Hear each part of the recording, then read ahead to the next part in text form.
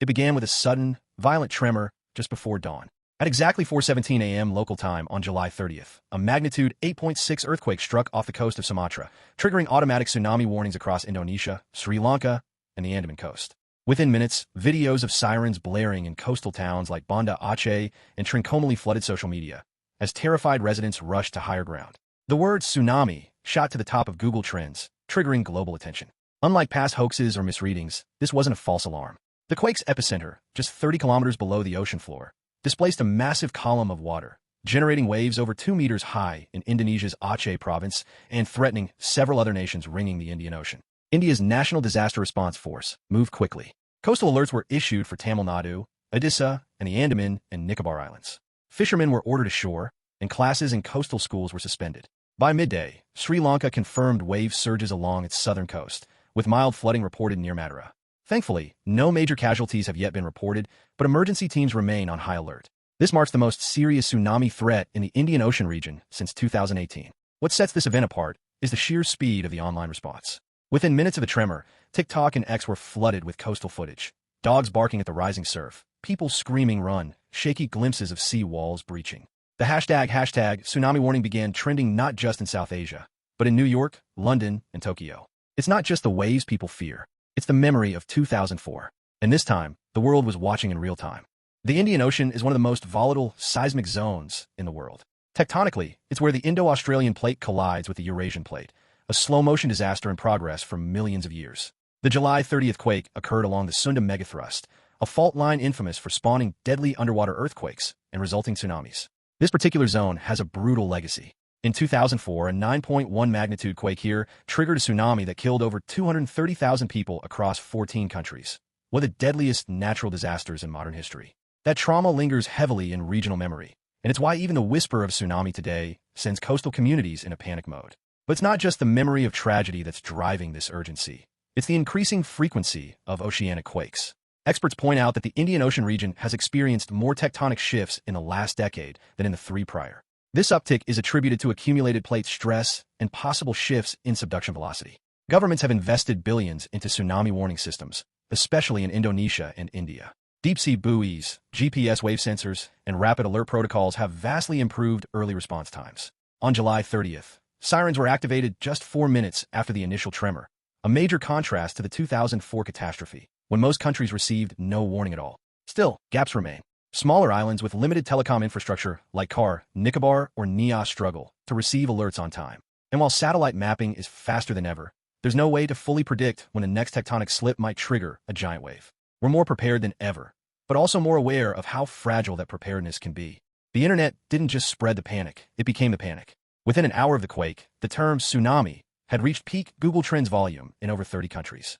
In India alone, 15 million users searched for Tsunami Tamil Nadu or Andaman evacuation. But this wasn't just doom scrolling, it was collective, desperate real-time research. One of the most viral clips came from a fisherman in Ramswareham. Standing on a trembling pier, he live-streamed the ocean receding, an ominous visual that's long been understood as a tsunami precursor. The video clocked 22 million views on X before being picked up by news outlets across the globe. In Sri Lanka, trending hashtags included hashtag #PrayForMadura and hashtag HighGroundNow. Community-led WhatsApp groups exploded with location pings, evacuation guides, and false rumors. Some warned of a 10-meter wave incoming that never materialized, underscoring the thin line between life-saving information and dangerous misinformation in moments like this. India's NDMA used Instagram and YouTube Shorts to issue brief multilingual alerts, a strategy praised for reaching younger, mobile-first populations. Meanwhile, U.S. scientists from the Pacific Tsunami Warning Center began posting updated wave forecasts hourly on Reddit and Twitter. Even celebrities joined in. Cricketer Virat Kohli retweeted the official tsunami bulletin urging fans to stay calm and follow instructions, while Bollywood actress Alia Bhatt shared an emergency checklist for coastal families. In an era when disasters unfold online, public figures are now frontline communicators. The viral spread of this emergency wasn't chaos. It was coordination at scale. But it also revealed an uncomfortable truth. The same algorithms that amplify false trends can also, in crisis, become the lifeline millions rely on. As the immediate wave threat recedes, attention is shifting from survival to resilience. In affected areas like Banda Aceh and southern Sri Lanka, emergency crews are assessing damage, flooded homes, damaged boats, and washed-out roads. While the tsunami didn't match the destructive scale of 2004, the scars it's left are psychological as much as structural. In India, the Home Ministry has initiated rapid inspections of tsunami warning systems, especially in the Nicobar Islands. Within hours of the alert, Prime Minister Modi held a high-level review meeting with NDRF officials and meteorologists, emphasizing preparedness for climate-intensified geophysical events.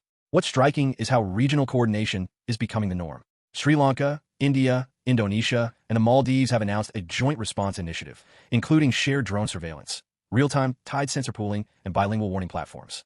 The move reflects a growing understanding. In the face of seismic events, nationalism is a liability. Cooperation is survival. There are also renewed calls to update India's coastal zoning laws. Experts argue that critical infrastructure, like power plants and schools, must be moved further inland in vulnerable districts. Others are advocating for mandatory tsunami drills in schools across Tamil Nadu and Odisha, similar to Japan's earthquake preparedness curriculum. Technology is evolving too. A team at IIT Madras is reportedly testing AI-powered buoys that can detect tsunami signals based on ocean temperature and vibration patterns. If proven reliable, they could shave off precious minutes in alert time. The real question isn't whether we'll face another tsunami. It's whether we'll be ready next time, not just with data, but with reflex, with training, and with unity. Every tsunami leaves behind more than wreckage. It leaves a memory, passed down like a cautionary tale whispered between generations. In Tamil Nadu's Nagapattinam, elders who survived 2004 reportedly guided villagers to safety on July 30th, warning them that the receding tide meant the worst was coming. "We saw this once before," one said. "We won't let it take us again." That instinct to remember, to warn, to move quickly, it may have saved lives this week. But memory cuts both ways. For survivors of previous disasters, the emergency alerts triggered flashbacks. "I couldn't breathe," said one woman from Banda Aceh. The sirens sound like ghosts. The mental toll of living near a volatile ocean is rarely addressed in disaster planning. It shapes how people respond long after the waves recede. The ocean itself remains a paradox, source of life and sudden death. It feeds, connects, and heals. But on certain days, like this one, it reminds us who really holds the power. The trending surge of the word tsunami wasn't just about news.